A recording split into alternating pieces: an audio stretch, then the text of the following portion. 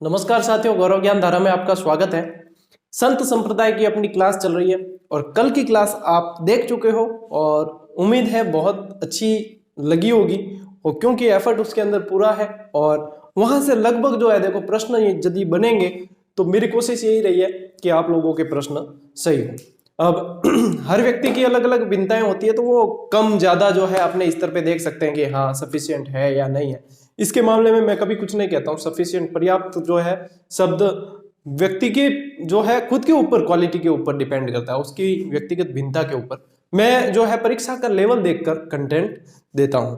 अब अपन आगे पढ़ रहे हैं। आज बहुत ही महत्वपूर्ण क्लास है जो आदत पड़ गई है मेरी कहने की और हर स्लाइड में ही मैं कहता हूं लगभग, और आप लोग भी वाकिफ हो गए होंगे अब मेरी आदतों से कि क्या है वगैरह। जो जो है एक तो मेरा तकिया कलाम है, जो है बोलता हूं बीच बीच में काफी बार कि ये जो है ये जो है, और मुझे खुद भी पता है लेकिन है। और ये सब चल रहा है, आप लोग अब काफी फेमिलियर हो गए हो, आप सभी जानते हो ये बातें। चलिए अब अपन सीधे आते हैं, सीधी बात नो बकवास, मेंटोस दिमाग की बत्ती जला दे, सीधे की सीधे अपन आ जाते हैं क्लास पर। शुरू करते हैं विधिवत। नोट्स मेकिंग पैटर्न इसलिए लेकर चला हूं कि ये सिर्फ अभी नहीं मैं समझा दूंगा पूरा एकदम फर्स्ट क्लास, हाँ ये ऐसे ऐसे ऐसे, लेकिन वो आप व्यवस्थित लिखोगे नहीं तो वो आपके भविष्य के लिए जो है कहीं ना कहीं वो कमी रह जाती है। फिर नोट्स मेकिंग पैटर्न अभी भी और डिजिटल स्टूडियो सेटअप हो जाएगा तब भी मैं चलूंगा इसी पैटर्न से, चिंता कतई कौन है। ठीक है, चलिए आज अपन राजस्थान के कबीर को पढ़ रहे हैं, संत दादू दयाल। यहां से प्रश्न ज्यादातर एग्जाम में अपन ने देखा है कि बनते हैं। ठीक है, साइंस वाले विद्यार्थी बहुत अच्छी तरीके से समझ लेना, क्यों आर्ट्स वाले तो कहीं ना कहीं पढ़ते ही रहते हैं। मान लीजिए आप आरएस की तैयारी कर रहे हो, ग्राम विकास अधिकारी की कर रहे हो, सभी के अंदर ये क्लास काम में आने वाली है। ठीक है, संत दादू दयाल का जो जन्म हुआ 1544 अहमदाबाद गुजरात के अंदर। जन्म गुजरात में हुआ है लेकिन कर्म स्थली राजस्थान रही है। राजस्थान में कैसे रही है अभी देखते हैं अपन। ठीक है, अब देखो इन्होंने प्रथम उपदेश जो दिया वो सांभर में 1568 ईस्वी के अंदर दिया है। ठीक है, यहां से एक बात क्लियर कर लेना, प्रथम उपदेश सांभर में दिया है और दादू पंथ की स्थापना भी सांभर में की है, लेकिन प्रधान पीठ जो है इनकी नारायणा में है। क्लियर कर दूंगा यहां पे। देखो दादू पंथ की स्थापना इन्होंने की सांभर के अंदर 1574 के अंदर। ठीक है, और इनकी प्रधान पीठ जो है वो नारायणा जयपुर के अंदर है। ठीक है, यहां से ये बात ध्यान में रखना। निपंक आंदोलन भी इन्होंने चलाया था। ठीक है, अब देखो इनका उपनाम राजस्थान का कबीर कहा जाता है। मोस्ट इंपॉर्टेंट प्रश्न, जो भी साइन हो आपके मोस्ट का वो लगा देना, जैसे मेरे मोस्ट का ये साइन है मैं ये लगाता हूं। ठीक है ना, अब देखो इनके जो सत्संग स्थल थे जहां सत्संग करते थे वो अलग दरीबा कहलाते थे, ये भी मोस्ट इंपॉर्टेंट है। दादू पंथ में ये लाइनें सारी की सारी इंपॉर्टेंट है, आप मान के चलिए।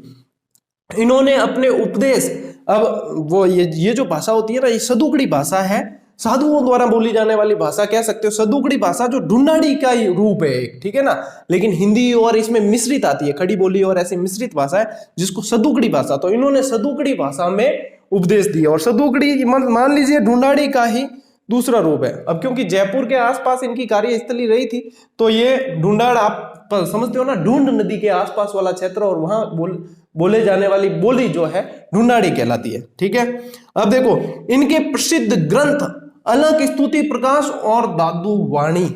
ठीक है, अलग स्तुति प्रकाश जिसमें से मोस्ट इंपॉर्टेंट है, प्रसिद्ध है एकदम, और दादू वाणी भी इनकी आप ध्यान रखें। अब देखो इन्होंने ये प्रश्न ऐसे बनता है कि राजस्थान का वह संत जिसने मुगल सम्राट से मुलाकात की, दो तीन तरह से बनता है। राजस्थान का वह संत, या फिर ऐसे दे देंगे कि दादू दयाल ने किस मुगल सम्राट से मुलाकात की, या ऐसे दे देंगे दादू दयाल ने अकबर से मुलाकात कब की, या ऐसे दे देंगे कि दादू दयाल और अकबर की मुलाकात कहां हुई, या ऐसे दे देंगे कब हुई। ठीक है ना, तो कब हुई तो 1585 में, कहां हुई फतेहपुर सीकरी में, कौन किस मुगल बादशाह से हुई, अकबर से हुई, और राजस्थान का कौन सा संत था, दादू दयाल था। ये सारे प्रश्न जो है घुमा के दिए जाते हैं। अब मान लीजिए मैंने ये लाइन यहाँ पे लिखी और आपको ऐसे लिखवाई है, ऐसे की ऐसे देना जरूरी नहीं कि ऐसे की ऐसे मिलेगी, हो सकता है ऐसे भी मिल जाए, लेकिन प्रश्नों को घुमाया जाता है। जैसे अपन टेस्ट सीरीज में करते हैं ना, वैसे ही घुमा फिरा के।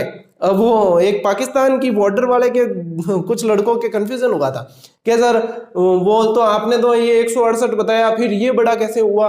वो ऐसा है कि सीमा अलग होती है और क्षेत्रफल अलग होता है। उसमें प्रश्न ये था कि पाकिस्तान की बॉर्डर से सटे हुए जिलों में से कौन सा सबसे छोटा है, तो वहां पे कंफ्यूज हुए। अब सबसे छोटा का मतलब सीमा देखकर बैठे, लेकिन प्रश्न घुमाया। अब आप एग्जाम में करके भी आ जाओगे ना वो प्रश्न, फिर आपको लगेगा कि मेरा तो ये सही है, फिर आप काउंट करते हो, फिर आंसर की आती है, फिर कहते हो अरे ये गलत कैसे हुआ, जबकि उनको समझने की वहां पे फेर हो जाता है समझने का। यही चीज आपके काम करती है कि आप कैसे मतलब इंप्रूव करें अपने आप को। जितना इंप्रूव करोगे ना उतना बढ़िया है। ये क्या है, प्रैक्टिस मेक्स मैन परफेक्ट। आप परफेक्ट कैसे बनोगे, करत करत अभ्यास के, बार बार अभ्यास करोगे ना तब आपकी जड़मति सुजान होगी। ठीक है, अब देखो इनकी प्रधान पीठ कहाँ है, नारायणा में। नारायणा भी लिखा हुआ मिलेगा, जयपुर के अंदर है ये, ठीक है ना। इस पंथ के लोग अविवाहित रहते हैं, लेकिन दादू जी तो दो दो पुत्र रहा, दादू जी तो विवाहित थे, लेकिन इसके ज्यादातर जो लोग हैं वो अविवाहित रहते हैं और शिष्य परंपरा को मतलब गोद लेकर शिष्य परंपरा को चलाते हैं। इनके 152 शिष्य थे, ठीक है ना। इसमें से जो प्रमुख 52 थे वो इनके 52 स्तंभ कहलाते थे। अब ये 152 है ना, इसमें से 100 जो थे वो गृहस्थ थे, लेकिन प्रमुख 52 जो थे वो 52 स्तंभ कहलाते थे। तो मानते तो ये है कि अविवाहित रहते हैं, लेकिन इसमें ऐसे कह सकते हैं अपन कि अधिकांश तो अविवाहित रहते हैं, ठीक है ना। तो और फिर शिष्य लेकर गोद लेकर चलाते परंपरा को। अब देखो इस पंथ के जब लोगों की मृत्यु हो जाती है तो न तो देखो जलाया जाता है और न दफनाया जाता है। क्या करते हैं, ऐसे के ऐसे शरीर को जंगल में छोड़ देते हैं। जंगल में छोड़ने का तात्पर्य क्या है, पशु पक्षी वगैरह जो भी चील कौवे हैं वो उससे मांस खाके और अपना पेट भर लेते हैं, जो मांसाहारी जीव है, जितने भी कीड़े मकोड़े वगैरह। फिर जो पीछे अस्थियां बच जाती है, हड्डियां वगैरह, उनको लाकर दफना देते हैं। इस तरीके से इनके जो अंतिम संस्कार किया जाता है। ये भी देखो एक अलग रोचक चीज है, अगर किसी ने नहीं पढ़ी है तो ध्यान रखें, प्रश्न ऐसे भी बन सकता है। दादू गुफा जहां दादू ने समाधि ली वो बहराना पहाड़ी पर है, और बहराना पहाड़ी भी नारायणा में, ठीक है, बहराना पहाड़ी भी नारायणा के अंदर है। तो ये ध्यान रखना। अब बहराना पहाड़ी, अब देखो ये दादू के है ना पंच तीर्थ कहलाते हैं, 5 स्थान है पंच तीर्थ। वैसे तो मैं आपको ऐसे का ऐसे लिखा सकता था, लेकिन मैं आपको यहाँ पे ट्रिक दे रहा हूं कि मैंने भी ट्रिक से याद किए थे और यहां से फिर कभी मेरे गलत नहीं हुआ। नरा आशा भरो कल्याण, नरा आशा भरो कल्याण, नरा आशा भरो कल्याण, यानी ये जो नरा है ना इसका मतलब तो आपके नारायणा आ ही गया, इतनी देर से आप सुन रहे हो। फिर ये आ से आ जाएगा आपके आमेर, ठीक है, सा से आ जाएगा आपके सांबर जहां स्थापना की, ठीक है। फिर ये बहराणा, बहराणा, और ये आ जाएगा कल्याणपुर, कल्याणपुर। इस तरीके से आपको याद रखना, नरा आशा भरो कल्याण, नारायणा आमेर सांबर बहराणा और कल्याणपुर, ठीक है। अब ये क्या होगी, ये चीज हो जाएगी आपके स्मृति स्थाई में चली जाएगी, स्थाई स्मृति में चली जाएगी। अभी ये दादू दयाल मतलब है ना बहुत बड़ा है, क्योंकि अब अपन है ना दादू दयाल से दादू दयाल के शिष्यों की तरफ बढ़ेंगे और उन इस तरीके से इसको पूरा करेंगे, क्यों दादू दयाल इतने से में पूरा नहीं हुआ है। अभी इसके बाद अगली स्लाइड में आपको दादू दयाल और दूंगा। तो यहां से अब आपके जो इंपॉर्टेंट प्रश्न इस स्लाइड से है वो एक बार बता देता हूं आपको। देखो ये मैटर, अभी ये सिर्फ दादू दयाल की एक स्लाइड है, ये अब एक स्लाइड है ना, हालांकि इसको भी लिखने में आपको समय लगता है, सांस भर जाता है बोलते बोलते। अब देखो ये चीज है। अब इससे पहले मैं एक बात क्लियर करना चाहता था कुछ, वो बात ऐसी है, देखो 5 से 7 मिनट लूंगा, पहले कह देता हूं स्पष्ट। हालांकि ऐसे कोई शिक्षक आपको नहीं मिले होंगे जो बीच में ये कहते हैं कि मैं 5 से 7 मिनट बात करूंगा और तुम देख लेना। तो 5 से 7 मिनट जो जरूरी है वो ही बात करूंगा, क्योंकि ये कम्युनिकेशन जरूरी होता है। अब ये 5 से 7 मिनट जो है ना साथियों, जो ये समझते हैं कि हमारा कहीं से टाइम वेस्ट हो जाएगा, वो मतलब मान के चले आप 5-7 मिनट यानी कि सीधी अगली स्लाइड अपन चलने वाले हैं। लेकिन उससे पहले कुछ बात ऐसी है कि देखो किन्हीं विद्यार्थी को लगता होगा कि क्या पता मैटर कम है, किन्हीं विद्यार्थी को लगता होगा क्या क्लास में मैटर ज्यादा है। सब अलग अलग देखो नजरिया होता है ना, उस नजरिए से मतलब अपने चश्मे से देखते हैं। हमें वो चश्मा पहनना पड़ता है जिससे सभी विद्यार्थियों को समान देखा जा सके, है ना। सभी विद्यार्थियों का ध्यान रखना होता है और खास तौर पर परीक्षा के लेवल का ध्यान रखना होता है। अब क्योंकि विद्यार्थी मतलब YouTube पे इतनी धमचक मच रखी है, वहां सब घूम फिर के आते हैं, उसके बाद उन्हें लगता है क्या पता ये सर भी ऐसे ही पढ़ा रहे होंगे या कुछ ऐसा वगैरह। तो कुछ बात क्लियर करना चाहता हूं मैं उसमें साथियों। ऐसा है मान लीजिए मेरी जैसे पुस्तक है, ठीक है ना, और मैं क्लासेस दे रहा हूं। अब क्योंकि 2-3 अब विद्यार्थी है या नहीं है वो मुझे पता नहीं, लेकिन वो मतलब इस तरीके से होता है। देखे किसी को लगेगा कि क्लास के अंदर मैटर ज्यादा है, बुक के अंदर कम। किसी को लगेगा कि कोई टॉपिक ऐसे बुक में बहुत ज्यादा है और सर आपने क्लास में कम दिया। तो ऐसा है साथियों कि हर चीज जो होती है ना उसका अलग महत्व होता है ना। क्लास जो है उसका अलग महत्व है, बुक जो है उसका अलग महत्व है, टेस्ट सीरीज का अलग महत्व है, और मैं मान लो वन लाइनर आ जाएगी उसका अलग महत्व। आप किसी की भी तुलना किसी से नहीं कर सकते। यदि तुलना करेंगे और उसमें समानता ढूंढेंगे ना तो एक चीज है दूसरे की जरूरत भी नहीं पड़ेगी, है कि नहीं। अब मान लीजिए किसी ने नोट्स बनाए नहीं स्टार्ट से, अब 75 क्लास हो गई, अब उसको नोट्स बनाने भारी पड़ेंगे, तो उसे वो चाहेगा कि ये चीज मुझे बुक के अंदर ऐसे की ऐसे मिल जाए। अब मान लीजिए कि बुक के अंदर कोई चीज नहीं है और मैं क्लास में मैंने दी है, तो आपका तो फायदा ही है। आपको कहीं भी इसके लिए कुछ वहन करना ना पड़ा है, सिर्फ क्या करना पड़ा है, अपना समय और डेटा जो आप नेट सर्फिंग में फालतू का जवाब देते थे वो आपके कहीं ना कहीं काम आ रहा है। बाकी इसके अलावा तो मैंने आपसे कुछ लिया नहीं। हाँ ये है कि आपको मिल जरूर रहा है। और ये नोट्स मेकिंग पैटर्न मैं नोट्स बनवा रहा हूं बाकायदा, है ना। मैं सीधा सीधा बता सकता था, मेरे को ये सारी चीजें मुफ्त जबानी याद है, मैं सीधी 10 मिनट में कह के छुट्टी कर देता। लेकिन मैं इसलिए करता हूँ, वापस मिटाता हूँ, वापस लिखता हूँ सारी चीजें में कि स्टूडेंट क्या है कि स्टूडेंट का फायदा होना चाहिए, और सिर्फ फॉर्मेलिटी के लिए नहीं। अपन पढ़ा रहे हैं तो वो आगे उनके काम आना चाहिए। सिर्फ मैं मेरा मतलब टोर उतार, मारवाड़ी में क्या टोर उतार दियो, टोर उतार दूं मतलब सिर्फ फॉर्मेलिटी कर दिया, हाँ पढ़ा दिया, अपनी तो विद्वता साबित हो गई, लेकिन विद्यार्थियों के पास क्या गया। तो मैं वो चीज देखता हूं कि उनके पास में लॉन्ग टाइम तक बना रहे। अब मान लीजिए कि आप जैसे बुक की कोई बात करता है कि जैसे सर आपकी क्लास में तो मैटर जैसे कल्चर की है या कोई भी, तो मान लीजिए किसी टॉपिक में ऐसा लगेगा क्लास में ज्यादा मैटर है बुक में कम है, किसी में ऐसा लगेगा बुक में कम है क्लास में ज्यादा है, या फिर उल्टा दोनों में मतलब विपरीत लगता है दोनों के अंदर। तो ऐसा बुक का रोल करती है ना। वो उसमें भी जो है एफर्ट पूरा दिया जाता है, और ये चीज है जो मतलब समझानी पड़ती है चीज। मान लीजिए मेरा उद्देश्य तो ये है कि आपका पीछे एक भी तथ्य छूटे नहीं। और अब वन लाइनर की तुलना इससे करोगे फिर आप कहोगे कि सर वन लाइनर में तो आपने और भी मतलब बहुत अच्छा दे दिया, और यह तो ये मतलब सारी अलग अलग चीजें होती है। और इसके अलावा साथियों ये भी बात क्लियर कर दूं कि देखो मेरा कर्म है और मेरा धर्म है। मैं बुक तो चलिए कंपटीशन की तो अभी लिखने लगा हूं, ठीक है ना। मैं तो काफी पिछले समय से साहित्य लेखन कर रहा हूं, 250 से अधिक पुरस्कार मैंने पूरे भारत की संस्थाओं से ले रखे हैं, है ना। एक बैनर बन रहा है वो मैं आपको साझा भी करूंगा, उसके अंदर विभिन्न मतलब आप गूगल पे सर्च करके देख लोगे तो भी उसमें आपको न्यूज वगैरह मिल जाएगी। तो लेखन कार्य तो लंबे समय से चल ही रहा है वैसे, लेकिन मैंने सोचा था कि इसमें विद्यार्थियों को पढ़ने की रुचि कैसे जगाई जाए वगैरह ये सब। तो देखो बुक का जो जैसे पहला संस्करण आता है, बुक बार बार मतलब संशोधित क्यों होती है, क्योंकि मैंने जैसे बुक लिखी, एक चीज को समझना आप, 5-7 मिनट आपके ले रहा हूं मैंने जैसे बुक लिखी मुझे पता है कि ये चीजें ऐसी है, लेकिन टाइपिंग में जाती है टंकण जो करते हैं उनको ये चीजें पता नहीं होती, तो 2-5% जो है मान लीजिए एरर रहते हैं। सिर्फ किसी मेरी नहीं, कोई भी पुस्तक, मैं तो आपको मतलब राजस्थान की बोर्ड की पुस्तकें भी बता दूंगा जिसमें रहते हैं, और मैं इस चीज को मानता हूं क्योंकि टंकण दोष जो है वो कहीं ना कहीं होते हैं। कोई चीजें ऑटोमेटिक मतलब कंप्यूटर अपन तो टाइप से करते हैं, ऑटोमेटिक कंप्यूटर में कभी ऐसी चीज आ जाती है तो उसमें क्या करते हैं कि फिर वापस से जैसे रीडिंग करके, और वही चीज मैंने आपको कही भी है। मान लीजिए 2-3% कहीं पे टाइपिंग एरर है तो उसे मैं बाकायदा करवा के और टेलीग्राम के जरिए, हालांकि आप देखो आपके संपर्क में नहीं होते राइटर कई, तो आप ऐसे की ऐसे पढ़ते हैं उसको और वो ऐसे ही चली जाती है, लेकिन अपन तो यहाँ पे वो भी करवा रहे हैं। फिर भी देखो क्या होता है, शिकायत क्या आती है। अब वो स्टूडेंट है या वो नहीं वो पता नहीं।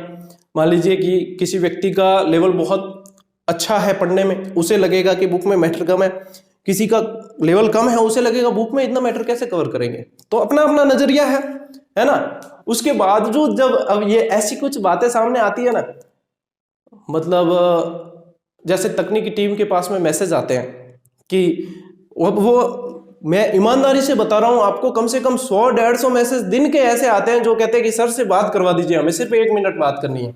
वो 1 मिनट नहीं 2-3 मिनट 5 मिनट होती, फोन रख तो नहीं सकते एक बार बात करने के बाद। अब जब उन्हें ये कहा जाता है कि सर बिजी है, मैं 2-3 बजे सोता हूँ, मान लो आप आंखों से पता चल रहा होगा आपको, और उन्हें ये कहते कि सर बिजी है और सर ने जो है नंबर देने का किसी को भी मना किया है, तो उन्हें मतलब इतना वो लगता है कि ऐसे कोई सर के सेलिब्रिटी बन गए क्या, हम रोज क्लास देखते हैं उनकी।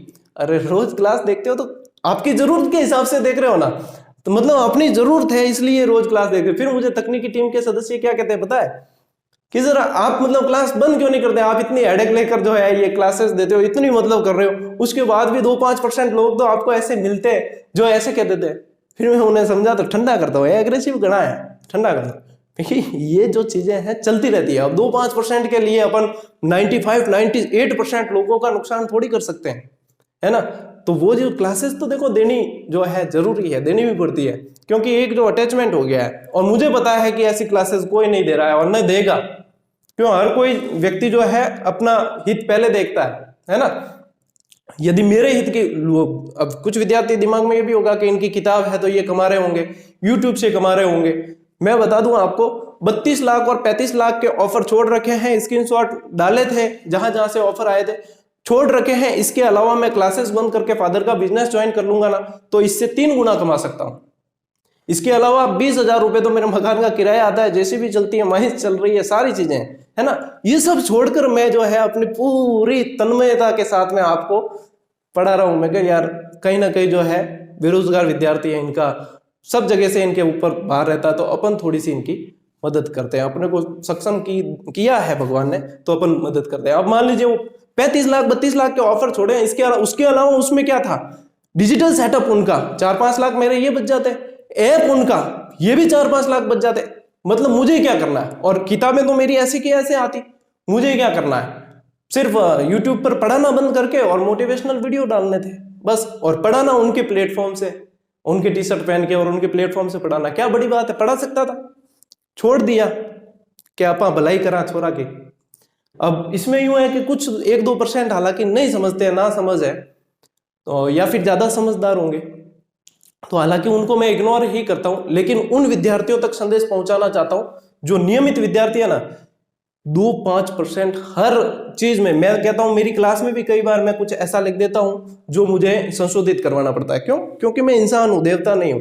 देवता होता तो बिल्कुल 0% एरर होता, लेकिन 100% तो व्यक्ति अपने आप से भी संतुष्ट नहीं हो सकता। क्यों? मैं खुद मेरे आप से संतुष्ट नहीं हो सकता 100%। मैं सोचता हूं कभी कभी मेरी हाइट कम है, अगर ज्यादा होती तो मैं बॉलीवुड ट्राई करता, है ना। व्यक्ति जो है अपने आप से संतुष्ट कभी होता थोड़ी है। मैं कि थोड़ा दिमाग कम देके और हाइट थोड़ी ज्यादा दे दी होती भगवान ने, तो मैं कहीं बॉलीवुड ट्राई कर लेता, क्या पता और हिट हो जाते। तो मतलब हर व्यक्ति जो है अपने आप से कहीं ना कहीं 1-2% उसको शिकायत रहती है कि ये चीज जो है थोड़ी इसमें कमी है, और इस चीज को जो समझ जाता है ना, उससे कभी शिकायत करने की जरूरत ही नहीं पड़ती। यदि आपको लगे कि ये चीजें जो है बहुत आसान है, हम भी कर सकते हैं, हम भी दे सकते हैं, उनका स्वागत है। आप अपने आप को एक बंद कमरे में मोबाइल स्टैंड पर लगाकर परख लेना, सामने 10 मिनट की क्लास ले लेना, जुबान और पैर दोनों नहीं लड़खड़ाए तो मुझे याद कर लेना वापस। ये चीजें साथियों जितनी समझते हो ना, एक कैमरे के पीछे होना और कैमरे के आगे होना, जब आप आगे होगे तब आप इस चीज को समझोगे कि इसमें क्या चीज लगती है और क्या नहीं लगती है। अब जो मेन बात यह है कि मैं मेरी तरफ से पूरा एफर्ट क्लास में भी देता हूं, मान लीजिए बुक में भी देता हूं, सभी के अंदर, लेकिन आज दिन तक मैंने कभी न तो पुस्तक को बेचने के हिसाब से लिखी कि मैं ज्यादा से ज्यादा बेचूं, न मैंने कभी क्लास इस उद्देश्य से रिकॉर्ड की कि मैं ज्यादा से ज्यादा व्यूज कमाऊं, न मैंने कोई ऐसा उद्देश्य से, बस एक अंदर वो है ना जुनून का कीड़ा है, वो जो है जगा हुआ ही रहता है, इसलिए करता हूं। ठीक है ना।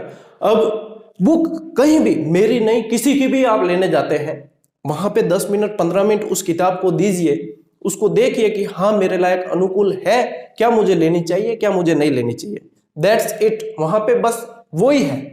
अब जो है इसमें संशोधन है, ये सारी चीजें चलती रहती है। 100% भी एफर्ट डाल देंगे ना, उसके बाद भी 2% कमी रह जाएगी। ध्यान कियो ना, कोलगेट भी 2% कीड़ा छोड़ दे, 99% बढ़ा है, 1% छोड़ दिया करता है। तो हर विद्यार्थी को मतलब इस चीज का एक एक को मैं जवाब नहीं दे सकता, क्योंकि इससे फिर क्लासेस प्रभावित होती है। और देखिए अब ये आपके 10 मिनट कम से कम गए हैं इसके अंदर, तो ये प्रभावित 1-2 विद्यार्थी, मान लीजिए 2% विद्यार्थी के कारण इतने % विद्यार्थियों की क्लास प्रभावित हुई।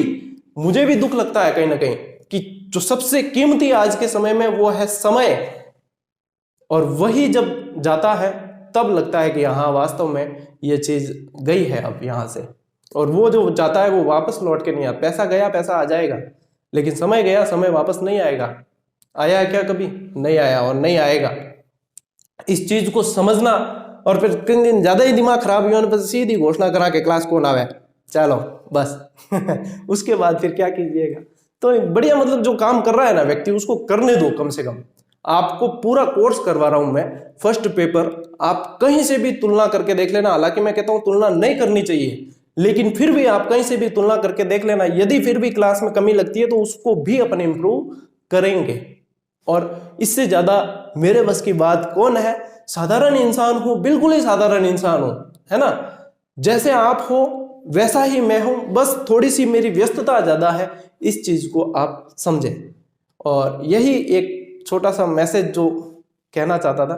कई विद्यार्थियों को लगेगा कि सर बातें बहुत ज्यादा होने लग गई, या ये सारी चीजें आप इसमें बीच में क्लास में मत कहा करें।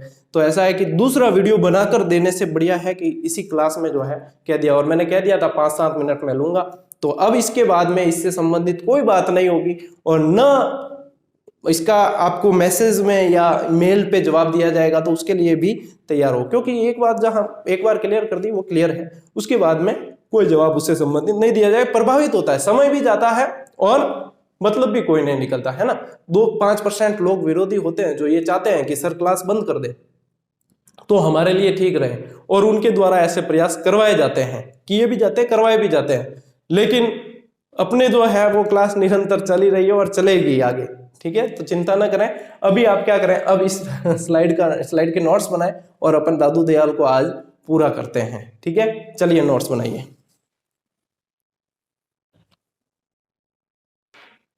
साथियों, दादूपंथी जो संप्रदाय है उसमें उनके जो शिष्य है उनका भी बहुत बड़ा योगदान है। तो उनके शिष्यों से भी प्रश्न बनते हैं, और हकीकत आप देखोगे कि प्रश्न वास्तव में दिखते हैं। अभी पिछले एग्जाम में भी देखे गए हैं, जो भी एग्जाम हुए हैं, कॉलेज लेक्चरर है, आपके ग्राम सेवक है, पटवारी, कहीं ना कहीं मतलब प्रश्न इनसे रिलेटेड बनते हैं। तो अपन इनको व्यवस्थित रूप से, मतलब एक बार जब पढ़ रहे हैं तो उसको व्यवस्थित रूप से पढ़े, ताकि कहीं से भी प्रश्न अपना न जाए। तो देखो, दादूपंथी जो शिष्य थे, सबसे पहले तो आपको मुख्य शिष्य याद रखने की ये इनके शिष्य थे। उनमें से भी फिर मुख्य जो शिष्य है उनको थोड़ा थोड़ा अपन को डिटेल जाननी है। तो गरीबदास, मिस्किनदास, मखना जी, रज्जब जी, सुंदरदास, संतदास, जगन्नाथ जी, जिसमें से गरीबदास और मिस्किन जी जो है वो दादू जी के पुत्र ही थे, ठीक है ना। अब दादूपंथियों की वैसे 6 शाखाएं हैं, लेकिन कई 5 भी मानी जाती है और 6 भी मानी जाती है। क्यों मानी जाती है उसका भी मैं कारण बताता हूं, ठीक है ना। तो जो 5 मुख्य शाखाएं हैं वो है आपके, देखो, एक तो खालसा, यानी ये मुख्य पीठ इनकी नारायणा थी, वहां से संबंधित थी, और गरीबदास जी से संबंधित थी, क्योंकि बाद में जो गादीपति बने थे ना वो गरीबदास जी ही बने थे। फिर दूसरी है वो नागा शाखा, जो सुंदरदास जी से संबंधित थी और सुंदरदास जी द्वारा स्थापित की हुई बताते हैं। ये लोग क्या करते थे, अपने पास में हथियार रखते थे, तो ये इनकी विशेष पहचान थी कि ये हथियारधारी थे। विरक्त क्या करते थे, विरक्त होते थे, मतलब घूमते फिरते, बस घूमते फिरते कहीं गांवों में जाते तो गृहस्थ जो होते थे, गृहस्थ लोग होते थे, उन्हें ये उपदेश देते थे, जाकर उपदेश देते थे। तो ये जो होते थे विरक्त, ठीक है ना। निहंग, अब ये जो निहंग जो शाखा है ना, इसे कई लोग जो है इनकी 6 शाखाओं में मानते हैं, और कई इस निहंग शाखा को अलग से मानकर फिर 5 शाखाएं मानते हैं। दोनों चीज मैंने आपको क्लियर कर दी है। निहंग भी जो होते थे वो घुमंतु साधु होते थे, इसलिए अब देखो विरक्त भी घुमंतु है और ये भी घुमंतु है, इसलिए कई जगह इसको 5 मानते हैं, कई जगह 6 मानते हैं, ठीक है। दोनों चीज मैंने आपको बता दी है। उत्तरादेय यानी कि स्थानधारी यानी कोई ना कोई स्थान धारण कर रखा है, इनको उत्तरादेय भी कहते हैं। ये क्या करते हैं, एक ही जगह पर, ये एक्चुअली हुआ ये था कि ये दादूपंथी जो थे इनसे थोड़े से अलग होकर उत्तर भारत की तरफ थोड़े से चले गए थे, और एक स्थान लेकर वहीं पे रहने लगे, और एक स्थान मुख्य विशेष फिक्स करके वहां रहते और फिर जो है उपदेश देते थे। तो वो कहलाते थे स्थानधारी या उत्तरादेय। उत्तरादेय क्यों कहते थे, क्योंकि उत्तर की तरफ चले गए थे, और स्थानधारी एक स्थान निश्चित लेकर वहां पे रहते थे। छठी जो शाखा है वो है खाकी। खाकी में क्या है कि खाकी वस्त्र पहनते और अपने शरीर पर भस्म लगाते थे। तो ये 6 शाखा जो है मैंने आपको बता दी है, विशेष रूप से इनका ध्यान रखें आप कि कौन सी किससे संबंधित है। इसमें से जो नागा शाखा है ना, सुंदरदास जी वाली, ये कई बार प्रश्न पूछा गया है, ठीक है, कि नागा शाखा की स्थापना किसने की, बार बार पूछते हैं ये प्रश्न। तो ये सब इन 6 में से भी यदि मोस्ट इंपोर्टेंट देखोगे तो ये नागा शाखा है, और वैसे मुख्य रूप से ये 5 ही है। एक निहंग को कोई मानते हैं इसमें और कोई अलग से मानते हैं, ठीक है ना। अब कई जने कहते हैं सर 5 और 6 दोनों आ जाए, अगर दोनों आ जाए ना, आप दोनों आ जाए अगर तो 5 करके आना, ये भी बता दूं। और यदि दोनों में से फिर कोई आती है तो वो आप देख लेना अपने स्तर पे, ठीक है। अब देखो सुंदरदास को दूसरा शंकराचार्य कहते थे, ये यहां से मोस्ट इंपॉर्टेंट सवाल, इनका संबंध वैसे दौसा से था, ठीक है ना, सुंदरदास जी का संबंध दौसा से था, यहाँ लिख देता हूं, चलो आपके आसानी होगी। सुंदरदास जी का संबंध दौसा से था, दौसा यानी दूसरा शंकराचार्य, ठीक है ना। दादू पंथियों में सर्वाधिक साहित्य सृजन किया, लगभग 42 ग्रंथ लिखे थे। कितने ग्रंथ लिखे थे? 42 ग्रंथ। किसने? सुंदरदास जी ने, ठीक है ना। जिसमें से मुख्य मुख्य देखो ये पूछे जाते हैं कई बार, ज्ञान समुद्र, ज्ञान सवैया, ज्ञान सार, सुंदर ग्रंथावली, व्यवहार अष्टक, ज्यादातर तो है ज्ञान समुद्र, ज्ञान सवैया और ये सुंदर, ये मतलब इनके ग्रंथ में कहीं ना कहीं कभी सुंदर शब्द आपको मिलेगा। मान लीजिए भैया ने इसमें से कोई भी पूछ ले और अपन को आता ही नहीं है, तो उसमें देखना कि कहीं सुंदर शब्द तो नहीं दिख रहा है, तो यानी कि इनका ग्रंथ हो सकता है। और वैसे मैंने आपको ये मोस्ट इंपोर्टेंट इनके जो है वो बता दी, अक्सर जो है इनमें से पूछे जाते हैं, ठीक है ना। तो ये है, ये रज्जब जी, रज्जब जी का सबसे इंपॉर्टेंट प्रश्न ये बनता है कि ये आजीवन दूल्हे के वेश में रहे, ठीक है। ये देखो दादू जी से इनकी पहली मुलाकात हुई जब इनकी शादी हो रही थी, तो दादू जी से पहली मुलाकात हुई तब इन्होंने देखा कि इनके, फिर उसमें शॉर्ट में बता रहा हूँ बिल्कुल, वैराग उठ गया और फिर दादू जी ने कहा तू शादी कर रहा है, तेरे बस की बात नहीं है भक्ति वगैरह। फिर इन्होंने कहा कि मैं जो है शादी करूंगा ही नहीं और आजीवन दूल्हे के वेश में ही रहूंगा। तो ये एक अलग, एक अपने आप में अलग पहचान है, जो पूरी जिंदगी दूल्हे के वेश में ही रहे। और इन्होंने सर्वंगी, ये मोस्ट इंपॉर्टेंट है, ठीक है ना, सर्वंगी और वाणी नामक ग्रंथ भी लिखे। तो इनसे एक तो इंपॉर्टेंट प्रश्न ये निकलता है कि जीवन भर दूल्हे के वेश में रहे रज्जब जी, ठीक है ना। दूसरा प्रश्न सर्वंगी, ये मतलब मोस्ट इंपॉर्टेंट मुझे लगता है। फिर गरीबदास जी, गरीबदास जी इनके पुत्र थे, तो पुत्र थे तो गादीपति, ग से गरीबदास और ग से गादीपति। यानी गादीपति का मतलब क्या होता है? उत्तराधिकारी इनके, यानी कि दादू जी के बाद में जो गद्दी संभाली, गद्दीपति भी कह सकते हो, जिन्हें गद्दी संभाली वो गरीबदास जी थे, ठीक है ना। और दादू दयाल जी के पुत्र थे, ये भी आपको याद रखना है। सत्यराम, ठीक है ना, सत्यराम मैं आपको नहीं कह रहा हूं, सत्यराम कहकर जो है ये अभिवादन करते थे।